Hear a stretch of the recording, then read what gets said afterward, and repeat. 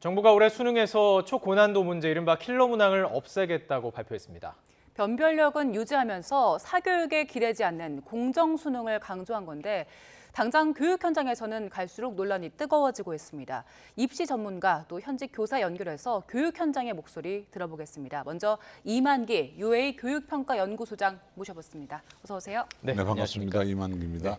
저희가 보통 수능 당일날 이렇게 좀 인터뷰를 많이 하곤 했는데 네, 올해는 꽤 일찍 만나게 됐습니다. 네. 그만큼 이제 중요한 이슈가 생겼는데 국어과 교사 하셨었잖아요. 네. 저도 뭐 공부를 하면서 계속 봤던 분을 모시고 하고 있는데 자, 킬러 문항 이 부분은 좀 질문을 드릴게요. 이 킬러 문항이 보통 그냥 생각하면 뭐 과학이나 수학의 영역일 거라고 생각했지만 바로 국어에서 나왔습니다. 이 초고난도 문제 이게 어떤 건가요? 어떤 기준이 이렇게 부르는 기준이 있는 건지 궁금하고요. 교육 평가학적으로는 정답률 20% 이내를 보통 초고난도 문항, 매우 어려운 문항이라고 얘기하고요. 예. 우리 수험생들이 얘기하는 킬러 문항은 이제 자신들의 정신을 킬한다 그래서 킬러 문항을 얘기하고 있는데 예. 사실은 정확한 개념은 정해 있지 않습니다. 다만 우리가 보통 오지선다라고 하면은 5분의 1 확률이잖아요. 예. 20% 이하면 5분의 1도 못 되는 거기 때문에 예. 그래서 킬러 문항이라고 얘기를 합니다. 사실 수능을 안 본 지금 주변에 수험생이 없는 분들이나 저희 같이 수능을 본 지 오래된 분들은 예. 킬러 문항 굉장히 막연한데 그래서 저희가 좀 그래픽으로 준비를 했거든요. 예. 그 킬러 문항 실제 어떤 게 나왔었는지 보면서 설명을 들으면 좋을 것 같아요. 예. 지금 딱 봐도 자기 자본 그리고 위험 가중 자산 이런 전문적인 경제 용어들이 용어잖아요. 들어 있습니다. 그렇죠? 보통 킬러 문항이 이렇게 구성이 돼 있습니까?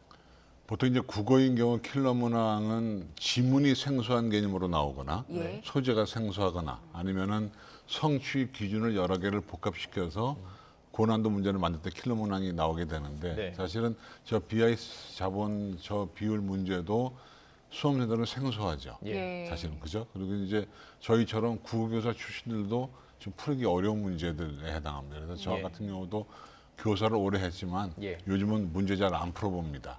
너무 어려워서. 그럼 아이들한테 어떻게 설명해 줍니까? 뭐 이제 현직에서 은퇴했으니까요. 네. 설명은 안 하는데 일단 예. 저도 한번 나중에 풀어보면 예. 꽤 시간이 걸려요. 시간이 걸린다. 그러니까 그것이 예. 이제 생소한 개념이기도 하고 네. 또 수학, 과학 이런 게 복합적으로 나오게 되니까 예. 국어 교사로서는 상당히 어려운 그 삶을 살고 있습니다. 자, 그렇다면 지금 오래 가르쳐 오셨고 사실 저희 세대나 좀 저 밑에 세대에는 국어 하면 어떻게 보면 지금 선생님을 떠올릴 정도였는데 풀기 어렵다고 하셨잖아요. 시간이 걸린다. 그게 포인트인 것 같아요.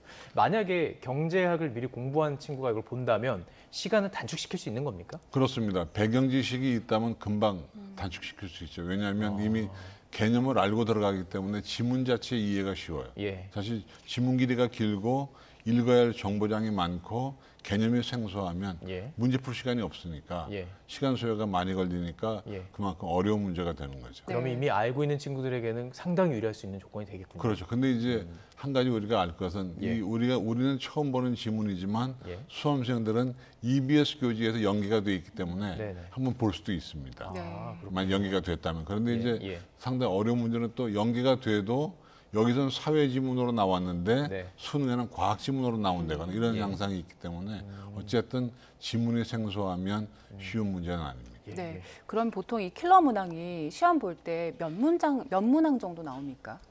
보통은 뭐 한두 문제 정도가 킬러 문항으로 나와요. 한두 근데 문제? 그것은 이제 난도에 따라 다르긴 한데 네. 보통은 하나, 둘 또는 뭐 둘, 셋 이 정도가 나오게 됩니다. 예. 다른 그러니까 국어 말고 뭐 수학이나 영어, 과학 이런 데서도 이런 식으로 킬러 문항이 나오는 건가요? 그렇습니다. 보통 다른 과목 같은 경우는 성취 기준이 있어서 네. 그 성취 기준을 여러 개를 복합시키면 예.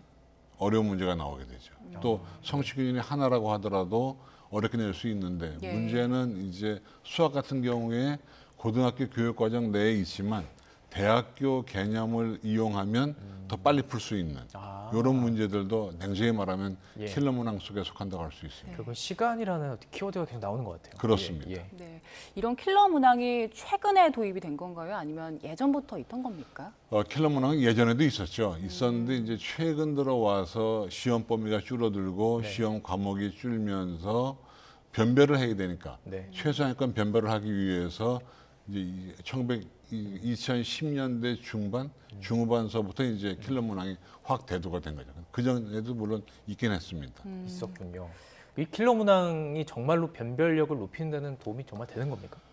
최상위권 변별에 도움이 되죠. 최상위권. 그러니까 예. 소위 그 의학학 계열이라든가 예. 경영 경제를 가는 수험생들에게는 변별이 되는데 예. 그 이하 수험생들에게는 그냥 버리는 문제, 안 푸는 문제, 포기하는 문제가 되어 있습니다. 근데 그 예. 몇 개의 문제가 전체 수험생들의 분위기를 좌우하게 되니까 이제 이런 얘기가 나오게 된 겁니다. 네. 그렇군요. 예. 지금 이제 킬러 문항이 문제가 된 게 정부 여당이 킬러 문항이 사교육을 좀 과도하게 만드는 측면이 있다라고 지적을 하면서 나온 거잖아요. 이태규 의원 같은 경우는 이게 학생들을 사교육으로 내모는 근본적인 원인이다라는 얘기까지 했는데 실제로 이 킬러 문항을 해결하기 위해서 아이들이 학원을 많이 찾습니까? 최상위권의 경우는 문제가 쉬우면 학원 안 가도 되는데 이 킬러 문항을 해결하기 위해서 학원에 가거든요. 그러니까 이 킬러 문항이라고 하는 어려운 문제가 사교육에 도움되는 건 맞습니다. 예. 그런데 사실은 그것만이 사교육의 원인은 아니고요. 어차피 예. 경쟁 사회니까 사교육이 이루어지는 건데 어쨌든 킬러 문항이 사교육비 증가의 원인이다라고 하는 그 명제는 맞는 말입니다. 명제는 맞고. 근데 지금 어쨌든 말씀하신 건 정말 공부 잘하는 친구들에게 중요한 거라면 네. 그 친구들만 학원 갈 것 같긴 한데 지금 다 가는 거잖아요. 왜냐하면 그거 말고도 또 중하위권도 풀어야 할 문제가 있기 때문에 어차피 상대평가고 내가 점수를 잘 받아야 저 친구를 이기는 그런 게임에서는 예. 갈 수밖에 없는 거죠. 네, 알겠습니다. 자, 그럼 여기서 학교 현장 분위기가 어떤지 좀 살펴볼까요? 네, 예. 저희가 지금 현직 교사 연결돼 있는데요. 건대 부속고등학교 수학과의 박준열 선생님 연결돼 있습니다. 나와 계시죠? 네, 안녕하세요. 건대부 교사 박준열입니다. 네, 선생님 감사합니다. 자, 우선 궁금한 게 지금 3학년 수업도 맡고 계신 거로 들었습니다. 자, 고3 교실 분위기가 이 발표 있은 뒤에 좀 바뀌었는지 어떤지 궁금하거든요. 일단은 저희는 다음 주부터 기말고사 기간인데요. 예. 학생부 종합전형이나 교과전형을 준비하는 고3 학생들에게 1학기 내신은 아주 중요한 시점이거든요. 네. 그래서 일단은 뭐 완전히 시험 기간 분위기고요. 예. 아마 대부분의 학교들이 비슷할 것이라고 생각은 합니다. 다만 이제 뉴스에서 계속 나오고 있으니까 말들이 좀 많죠, 애들도. 네, 그러면 현장에 계신 선생님들은 어떤 의견들 갖고 계신가요? 일단은 뭐 연일 뉴스가 나오고 있는 와중이라서 솔직히 혼란이 없다고 하면 거짓말일 거고요. 이제 학생들한테 사실 가장 큰 걱정은 이제 남은 시간 동안에 어떻게 공부해야 하는지에 대한 것인데요. 네. 이 선생님들께서는 뭐 어쨌든 공교육에서 다루는 내용으로 출제한다고 했으니까 교과서하고 수업에 집중하라라고 진정을 시키고 있는 중입니다. 근데 이제 문제는 학생들이 여기저기서 들려오는 이제 확인되지 않은 이야기를 무분별하게 받아들이고 있어서 예. 뭐 괜히 열심히 하고 있는 학생들까지 지장을 받는 것은 아닌지 우려스럽기도 한데요. 그래서 예. 선생님들이 열심히 이제 학생들을 좀 이렇게 다독이고 있는 이런 상황이라고 보시면 될 것 같습니다. 그럼 선생님 입장에서는 지금 이제 수능이 145일 남았고요. 앞으로 이제 이 시험 기간이 끝나면은 수능 정시 정말 몰입하는 친구들은 정말 또 수능에 몰입을 해야 되는데 선생님 입장에서는 이걸 어떻게 가르쳐야 되느냐 이런 것에는 좀 해답을 찾으셨는지요? 글쎄요, 일단은 뭐 생각을 좀 하고는 있는데요. 네. 일단은 뭐 문제가 없다고 생각이 되는 게 뭐냐면 어쨌든 이 교육과정 내에서 출제를 하신다고 했잖아요. 네. 사실은 그 기조가 원래 수능이 갖고 있었던 기조로 알고 있었거든요. 예. 그래서 예전에도 사실 이런 얘기가 없었던 것이 아니기 때문에 선생님들께서는 그냥 뭐 수업을 바꿀 이유가 사실은 없는 거예요. 교육과정 속에서 내신다고 했으니까 선생님들은 늘 교육과정 속에서 가르치고 계셨거든요. 예. 네. 그러니까 그 기조에 맞춰서 선생님들도 늘 그래왔던 것처럼 교육과정의 중심을 잡고서 수업을 진행하고 계실 것 같습니다. 그럼 평소 때 이렇게 수학 가르치시면서 저희가 이제 킬러 문항에 대해서 한참 이야기를 좀 나눠봤는데 킬러 문항을 위한 어떤 교육이라든지 대비 방법들을 조금 연구해 보시거나 가르쳐 보시거나 한 건 있습니까? 사실은 킬러 문항에 대해서 저희가 가르치고 싶기는 해요. 근데 네. 사실은 선생님들한테는 그런 것들이 제약이 많이 걸려 있는 상황입니다. 왜냐하면 네. 교육과정에서 벗어난 걸 가르치게 되면 선생님들은 징계를 받으시게 될 것이거든요. 예, 예. 그러다 보니까 뭐 내신 시험에서도 그런 것들을 출제할 수가 없고 선생님들의 수업 속에서도 그런 것들을 적극적으로 다룰 수가 없습니다. 그러다 보니까 아무래도 교과서에 입각해서 교과서 수준에서 나올 수 있는 어려운 문제만 다룰 뿐이지 그 수능의 킬러 문항을 집중적으로 이렇게 대비할 수 있는 방법을 가르치기는 사실 어렵죠. 예. 그럼에도 불구하고 선생님들이 노력은 하고 많이 계십니다. EBS 문제도 풀어주시면서. 사교육이라는 게 뭐 지역별 또 학교별로 편차가 좀 있겠지만 지금 선생님께서 계신 지역의 사교육 열기는 어느 정도입니까? 솔직히 말씀드리면 사교육 열기가 상당한데요. 일단은 사교육이 이제 굉장히 성행을 하면서 뭐 형태는 다 달라요. 인터넷 강의든 학원이든 과외든 굉장히 다양한 형태가 있지만 저희 학교뿐만 아니라 일선 학교들 대부분에서 대다수 학생들이 사실은 사교육을 활용하고 있다고 보시면 되고요. 네네. 그러다 보니까 수업을 듣는 친구들이 많이 없습니다. 특히나 그게 학년이 올라갈수록 그 현상은 굉장히 심해지고 네. 고3 수업은 사실 어떤 학교들은 정말 파행처럼 운영되는 경우도 있기도 하거든요. 예. 네, 그런 상황이라고 보시면 됩니다. 그러면 수능에서 이 초고난도 문항이 없어지면 사교육이 좀 줄어들 거라고 보십니까? 어떻게 보세요? 우선 교육에서요. 평가에서 킬러라는 말이 쓰인다는 것이 참 씁쓸한데요. 네네. 킬러 문항이 있었던 것을 부인할 수는 없을 것 같습니다. 저조차도 과연 내가 가르친 내용을 가지고 이 문제를 해결할 수 있을까 하고 생각하게 되는 문항들이 있거든요. 네. 그래서 지금까지 교과서와 수업은 어려운 내용을 좀 덜어내고 쉬운 내용을 창의성을 발현할 수 있도록 가르치자는 기조로 변해왔거든요. 예. 그런데 결국 최종 평가인 수능은 제한된 시간 내에서 아주 복잡하고 어려운 내용을 충분한 이해보다는 기술적으로 해결하는 게 중요하니까요. 학생들은 학교 수업과 괴리감을 느낄 수밖에 없습니다. 그런 예. 대표 주자가 사실은 예. 킬러 문항이고요. 네, 킬러 문항, 킬러라는 단어가 쓰이는 것이 안타깝다고 말씀해 주셨는데 이 킬러 문항 이제 배제하겠다라는 결정 나오면서 물수능에 대한 우려도 같이 나오고 있잖아요. 이주호 장관이 거기에 대해서 출제 기법을 고도화하겠다라는 얘기를 했는데 이 고도화하겠다라는 얘기가 조금 모호해서요. 선생님들께서는 이 대책에 대해서 어떻게 받아들이십니까? 예. 안 그래도 킬러 문항을 없애면 변별력이 사라진다는 말씀을 하시는 분들이 있으신 것 같은데요. 네. 이분들은 전국 수많은 학교에서 치러지고 있는 내신 시험도 변별력이 없다고 말씀하실 분들인 것 같아요. 예. 물론 어떤 학교에서는 뭐 킬러 문항이 있을 수도 있겠지만 그런 문제를 잘못 출제하면 저희는 징계를 받는다고 말씀드렸잖아요. 예. 그래서 대부분의 선생님들께서 본인들이 가르치신 교육과정 내의 문항을 출제하시고 그것으로 변별이 잘 이루어지고 있습니다. 예. 그래서 평가가 이제 고착화되면 평가는 학습되기 마련이거든요. 예. 제 생각에는 기존에 학습되지 않은 정말 시험 현장에서 교과서의 내용을 토대로 생각을 요하는 새로운 유형의 문항. 저는 당장은 이것이 변별력을 갖춘 정말 킬러가 아닌 어떤 힐러 문항 이런 거라고 생각을 합니다. 그러면 사교육에서도 요령을 가르칠 수 없게 되고 예. 학생과 함께 교과서를 공부해야 될 것이고요. 그게 아마 공교육을 보조하는 사교육의 역할이 되지 않을까 이렇게 생각합니다. 문제를 보다 보면 정답만을 위한 문제가 있고 진짜 어떤 개념을 가르쳐주기 위한 문제들이 있는데 어찌 보면 지금 말씀드렸던 그 개념을 정말 알려주기 위한 교육을 위한 어떤 질문들이 살아나야 될 것 같습니다. 저희 시청자 여러분들이 잘 모르시기 때문에 좀 설명을 드리려고 하는데요. 수학에 보면 수능에 번호가 있잖아요. 1번에서 15번 주관식, 그 다음에 이제 주관식이 16번부터 22번인데 여기에 아예 그 마지막에 딱 킬러 문항이 보통 들어간다고 하더라고요. 15번에서 뭐 이렇게 지금 저희가 그래픽으로 소개를 해드리고 있는데 15번, 22번, 28번, 30번 이게 거의 고정적으로 매번 수능에 이렇게 정말 나왔던 건가요? 이게 어려운 그 질문들이 여기 들어갔었나요? 네, 뒤로 갈수록 문항의 난이도가 이제 상승하다 보니까 항상 객관식과 주관식의 마지막 문제 즈음에서 한 시험에 가장 어려운 문제가 등장할 수밖에 없긴 하거든요. 항상 그랬군요. 근데 이제 이게 공식화라기보다는 실제 원리에 의한 당연한 일이긴 합니다. 근데 문제는 이렇게 한 시험에 가장 어려운 문항이 어려워도 너무 어렵고 학교 교육과정만 잘 이수한 학생이 과연 풀 수 있느냐 그런 문제가 있는 거죠. 그게 안 되니까 이제 킬러라는 이름이 붙은 것 같습니다. 네, 이제는 킬러 문항이 나오지 않게 되면 학생들이 실수 줄이는 게 관건이 될 것 같은데 그렇기 때문에 오히려 더 사교육에 의존하게 될 거다 이런 우려가 나오는데 여기에 대해서는 어떤 생각이세요? 아마 그 이유는 100점이 우후죽순 나올 것이라는 기대가 있는 것 같은데요. 진짜로 교과의 교육과정 내에서 학생의 사고력을 판단하는 문제가 나온다면 정말 중요한 것은 실수가 아니라 실력이 될 겁니다. 근데 이게 기술적인 실력이 아닌 제대로 된 실력이에요. 그래서 생각해보면 생전 처음 보는 형태의 문제가 나왔는데 실수가 중요할까요? 어떠한 문제가 출제되든 배운 내용을 토대로 이해하고 적합한 해답에 접근하는 능력, 이것을 우리가 실수를 줄이는 능력이라고 부를 사람은 아무도 없을 겁니다. 네네. 짧게요. 마지막으로 교육 당국에 하시고 싶은 말씀 있으십니까?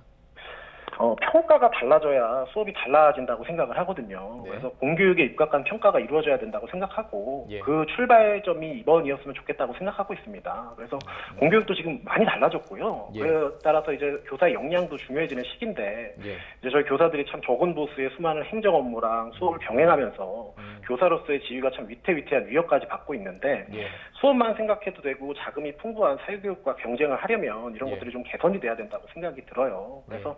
학교에서 교실에서 선생님들이 교과서만 가지고 학생들이 정말 열심히 공부만 하면 수능을 잘 볼 수 있기를, 그래서 네. 학생들이 학교의 아이들이 될 수 있기를 희망합니다. 예, 알겠습니다. 건대 부속고등학교 수학과 박준현 선생님 연결해서 이야기 들어봤습니다. 고맙습니다. 감사합니다. 예. 현장의 목소리를 좀 들어봤습니다. 수학 선생님이 이렇게 말씀 잘하시면 저는 한번 배워보고 싶다는 생각이 드네요. 예. 자, 킬러 문항에 대해서 얘기를 좀 계속 해봤는데, 자, 그러면 이제 준킬러 문항이라는 얘기가 나와요. 킬러 문항이 없어지면. 근데 이게 준킬러 문항이라는 걸 사실 할 수 있었으면 기존의 준킬러 문항 없이 할 수 있었을 거 아닙니까? 지금 이제 이 선생님도 말씀하셨는데 변별력 문제가 나오잖아요. 예. 사실 킬러 문항이 없어도 변별력을 갖추는 데는 전혀 문제 없습니다. 아, 그래요? 예. 뭐 문제가 쉽다 그래서 변별력이 없는 건 아니니까. 네, 네. 근데 이제 가장 안 좋은 건 뭐냐면 문항의 난도가 높은데 변별력이 없는 그런 문항도 있습니다. 예를 공부 잘하는 친구가 틀리고 예. 공부 못하는 친구가 맞춰버리면 그 문제는 변별력이 없는 거거든요. 네네. 그래서 사실 지금 장관께서 말씀하신 것처럼 변별력을 확보하는 건 전혀 문제가 없다. 예. 그런데 이제 준킬러 문항이 나오면 어떻게 되느냐? 오히려 준킬러 문항이 많이 나오면 더 어려울 수 있습니다. 왜냐하면 그렇죠. 예. 시간 소비가 많기 때문에. 네. 또 킬러 문항은 포기해버리면 되는데 네. 준킬러는 포기할 수가 없잖아요. 예. 그래서 준킬러가 많아질 경우에 오히려 더 수능이 어려질 수 있는 문제가 있기 때문에 예, 예. 우리 수험생들은 지금의 차원에서 물수능, 불수능 그 예단은 안 좋은 거고요. 그냥 예. 꾸준히 자기 갈 길을 가는 게 제일 좋을 것 같습니다. 그런데 그 교육 당국에서 네. 이건 킬러 문항이야 이렇게 냈습니다. 그리고 이거는 좀 쉬워라고 내지만 막상 수험생이 볼 때는 그거 쉬웠는데 문제는 어려웠지만 답은 쉬웠어 이런 경우도 있고. 그런 이거 다를 경우가 수 있잖아요. 비일비재하지요. 예. 그러니까 킬러 문항이라고 해서 정답률이 낮은 건 아닙니다. 네. 킬러 문항도 정답률이 높을 수 있어요. 예. 그런데 사실은 가장 큰 문제가 뭐냐면 수험생들의 수준과 수능 문제가 맞아야 됩니다. 네. 사실 이제 변별력이라든가 좀 전에 장관께서 언급하신 출제 기법의 고도화라는 게 예. 정확히 뭔지 모르겠지만 제가 판단하기에는 이런 겁니다. 원래 난이도 안정화 방안 중에 하나가 작년도 수능 문제에 대한 문항 분석이 있고 나서 네. 올 6월과 9월 모의평가를 통해서 올해 수험생들의 수준을 가늠하고 예. 그 다음에 이제 거기에 올해만의 변수, 예를 들면 예. 의학대 지원자가 늘었다든가 예. 반수행이 늘었다든가 아니면은 뭐 코로나 세대라든가 이런 그 변수를 가미해서 문제를 내고 문제를 내면 이제 교사들이 한 200~300명이 출제에 들어가서 예. 검토를 합니다. 예. 그럼 출제진이 예상한 난이도와 교사들이 풀었던 난이도를 대조해서 난이도 조절을 하고 이게 이제 출제 방법이거든요. 거기에 예. 문항의 변별도나 문항의 난이도를 개입시키는 건데 네. 아마 그 방법을 말씀하시는 것 같은데 그렇게 하면 뭐 올해 수능도 무난히 치러질 거라고 저는 예상하고 있습니다. 네. 그럼 당장 9월부터 지금 저희가 얘기하고 있는 준킬러 문항이 출제가 되는 겁니까? 그렇게 지금 이제 출제가 되겠죠. 왜냐하면 7월 중순부터 9월 모의평가 출제에 들어가니까 네. 아마 교육당국이 그렇게 노력을 할 겁니다. 왜냐하면 그렇게 해야 대통령 말씀이나 장관 말씀을 실천하게 되는 거니까 예. 그런 약속을 안 지키면 또 새로운 혼란이 오게 되죠. 그럼 9월 모의평가 결과로 지금 올해 수험생들의 수준을 좀 가늠하고 그걸 그렇습니다. 토대로 수능 시험을 이제 출제하게 되는 그렇습니다. 거죠. 6월과 9월 모의고사의 목적 자체가 예. 수험생의 수준을 가늠하는 거기 때문에 예. 어려울 수도 있고 쉬울 수도 있습니다. 예. 그걸 이제 이런저런 문제를 내보고 올해 수험생의 수준은 이 정도구나라고 가정해서 문제를 내는 거니까 예. 철저하게 6월과 9월은 어디까지나 그야말로 모의고사다 이렇게 생각하시면 됩니다. 지금 어느 때보다 그럼 9월 모의고사가 제일 중요하겠네요. 이번에는. 초미의 관심사죠. 예, 왜냐하면 예. 대통령의 말씀, 장관의 지시 이런 게 이어지면서 그것의 결과물이 올해 9월 모의고사고 예. 그에 따라 또 수능을 예단할 수 있기 때문에 예. 아마 9월 모의고사에 대한 수험생이나 교사들의 어떤 학원 강사들의 예상과 기대가 꽤 큽니다. 만약에 9월 모의고사에서 준킬러 문항들, 그러니까 킬러 문항까지는 아니지만 너무 시간을 많이 잡아먹는 걸 한 3문제 넣었어요. 그럼 어려워지는 거잖아요. 그럼 지금 어려울 수 있습니다. 물수능이다 말하는 것들을 좀 대비해서 오히려 더 어렵게 나올 가능성도 있는 거 아닌가요? 어렵게 낼 것 같지는 않습니다. 예, 왜냐하면 예, 대통령 말씀이 이거거든요. 수능 문제가 너무 어려워서 사교육비가 증가하고 있으니까 수능을 좀 쉽게 해서 사교육비를 경감시키자가 요지이기 때문에 네. 그런 요지에 합당하려면 지나치게 어렵게 내는 것은 좀 준킬러 문항 숫자도 평가원이 조절을 하겠죠. 예. 당장 9월에 있을 모의 평가에 대해서 학생들 어떻게 준비를 하는 게 좋을까요? 예. 별다른 준비는 필요 없다고 봐요. 꾸준히 자기가 학습 계획을 세워서 나갈 거 있으니까 지난 6월 모의 평가를 보고 나서 학습 계획을 세워놨으니까 거기에 꾸준히 맞춰가는 게 필요하지. 올해 9월 모의고사 쉽게 나오겠네. 이런 예단과 예측은 수험생에게는 필요한 자질은 아닙니다. 자, 다시 한번 질문을 좀 정리해서 드리게 되는 것 같은데요. 결국에는 자, 그렇게 해서 이제 준 킬러 문항들이 잘 정립이 되고 교과 안에서 나오고 그런다면 정말 사교육이 줄어들 수 있을까요? 어떻게 보세요? 단기적으로 어느 정도 효과는 있을 거라고 생각하고 있습니다. 네. 물론 또 장기적으로 또 어떻게 될지 모르겠지만 일단은 킬러 문항이 사라지게 되면 최상위권들이 학원을 가는 사례가 좀 드물 거고 네. 또 준킬러 문항이라 하더라도 준킬러 문항은 최상위권들이 혼자 대비가 가능하니까 아마 단기적으로는 사교육에 경감 효과가 있을 것 같지만 그러나 경쟁 사회가 존재하는 한 네. 상대평가가 존재하는 한 예. 또 추후 몇 년이 지나면 다시 또 원위치가 되겠죠. 사교육의 원인은 어려운 문제가 아니라 경쟁 사회. 어려운 문제가 아닙니다. 사실 고난도 문항이 문제가 아니고 경쟁 사회, 대학의 서열화 이것이 문제가 되죠. 네. 지금 이제 킬러 문항을 배제하겠다는 건 결국에 그 공교육을 강화하겠다는 취지잖아요. 그 큰 틀 안에서 교육부가 공교육 강화 대책으로 또 초등학교 3학년, 중학생 1학년을 책임 교육 학년으로 지정을 했는데 이게 어떻게 한다는 겁니까? 그 이제 정부가 시책을 펴 나가겠죠. 예. 그러니까 약속한 대로 공교육 강화 방안은 약속한 대로 펴 나갈 건데 실은 뭐 지금 이제 그거를 밀어붙여야 할 시간에 지금 수능 논란이 벌어져서 예. 아마 좀 곤돈스럽긴 한데 아마 예. 차근차근 해 나갈 거로 믿고 있습니다. 자사고 외고도 좀 질문 드리고 싶어요. 지금 자사고 외고가 존치가 되면서 이제 특목고를 가야 되겠다. 그러니까 지금 중학교 2학년생, 1, 2학년생 이야기입니다. 예전에 좀 일반고로 가려던 그런 학생들도 특목고로 가야 된다. 근데 특목고로 또 가게 되면 특목고를 준비하는 사교육이 있어요. 막 자기소개서 쓰는데도 그냥 컨설팅 비용 얼마 이런 식으로. 이것도 좀 자극받는 거 아닌가요? 그것도 이제 문제점이니까 해결을 좀 해줘야죠. 근데 사실 이번 특목고 자사고 존치 문제는 네. 현 정부의 탄생 배경 자체가 대통령 공약이었기 때문에 이것이 옳으냐 그러냐의 문제가 아니고 부작용을 감수하고 공약으로 걸어서 당선되셨기 때문에 예. 어떻게 이 부작용을 없애면서 운영해 나가느냐. 이 문제하고 어떻게 고교 학점제를 연결시키냐가 중요한 문제지 예. 이거에 대해서 뭐 어떤 왈가왈부는 이제 할 때는 지났다고 생각하고 있습니다. 그럼 전문가 입장에서 그 조언, 고견 같은 거를 좀 주실 수 없습니까? 글쎄요, 이런 질문을 제가 많이 받는데 네. 사실 사교육을 경감시키고 공교육을 정상화하는 데는 저는 가장 급선무가 교원 처우 개선이라고 봐요. 사실 의학학 계열로 우리 수험생들이 많이 몰려가는 이유도 네. 직업적인 안정성이나 아니면은 소득의 극대화가 그 목적이기 때문에 예. 결국 교원들의 처우를 잘 해주면 우수한 교원들이 몰리게 되고 네. 거기에 국가적인 시스템이 대비가 되면 예. 저는 교육이 발전한다고 보거든요. 예. 우리 옛말에 교육의 질은 교사의 질을 넘어설 수 없다는 말이 있습니다. 예. 결국은 교원 처우가 개선되고 시스템적으로 에듀테크 같은 것들이 원활하게 되면 아마 공교육의 질은 높아질 거라고 보고 있습니다. 공교육의 질이 높아지는 것이 상당히 중요하다. 자, 지금 어쨌든 거의 뭐 사교육과의 어떤 정부가 한판 승부를 벌이는 느낌도 네. 있습니다. 이권 카르텔 얘기가 나오고 있고요. 그래서 이제 학원과 부조리 대한 집중 신고까지 지금 운영을 하고 있어요. 이런 건 어떻게 보세요? 효과가 있다고 보시는지요? 효과가 있어야지요. 그러니까 없다고 보는 것이 아니라 이건 당위의 문제입니다. 정부가 사교육과의 전쟁을 선포한 거와 마찬가지이기 때문에 기왕에 칼을 뺐으면 이번 기회에 학원가가 정화가 되고 학원가 스스로도 정화하는 계기가 돼서 예. 공교육과 사교육이 서로 상호 밀접하게 보완제가 공교육이 앞서 나가고 사교육이 보완하는 그런 보완제 역할을 할 수 있는 사교육의 본질로 가야지 이것이 무슨 뭐 이권 카르텔식으로 흘러가면 안 된다고 저는 보고 있습니다. 예. 그러니까 이번 기회에 상호 간의 정화의 계기가 되었으면 좋겠습니다. 예. 내일 정부가 지난 3년치 킬러 문항 공개도 하고 또 사교육 경감 대책을 종합적으로 발표한다고 했는데 어떤 내용들이 꼭 들어가야 될까요? 글쎄요, 그건 뭐 이제 장관께서 발표를 하시면 나오겠지만 예. 사실은 이번 기회에 어떤 것이 킬러 문항이었는지 또 킬러 문항을 몇 개라도 제시를 해서 이런 문항은 내지 않겠다는 약속을 수험생들에게 해주면 예. 수험생들이 보다 쉽게 수능 준비에 임할 수 있을 것 같습니다. 예. 근데 정말로 이 현장에서요.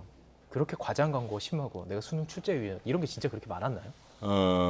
사실 이제 그 출제위원 출신들이 사교육에 넘어오거나 예. 출제위원을 홍보하면서 기업을 운영하는 분도 계시죠. 예. 계시는데 그건 사실은 나쁘냐 그러면 뭐 먹고 사는 문제니까 예, 뭐라고 할 예. 수 없겠지만 예. 사실은 공정성에는 위배가 되는 거죠.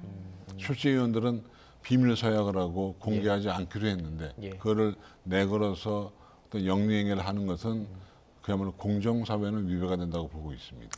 알겠습니다. 저희 어른들로서도 좀 마음이 무거워요. 왜 우리도 그런 경쟁 시스템에서 힘들게 수능을 보고 이렇게 왔는데 크게 바꾸지 못한다는 것이 한편으로 참 무거운 마음도 드는데 근데 저는 사실은 이번 기회에 드리고 예. 싶은 부탁은 우리나라가 자원이 없습니다. 예. 결국은 사람이 자원인 나라이기 때문에 예. 교육을 잘 시키는 것이 국가와 민족을 위하는 길입니다. 예, 알겠습니다. 저희도 이제 어른으로서 또 교육 더 관심 가지고 좀 변화를 위해서 좀 노력해 보도록 하겠습니다. 네. 자, 여기까지 듣도록 하죠. 우리 이만기 UA 교육평가연구소장과 함께했습니다. 고맙습니다. 고맙습니다.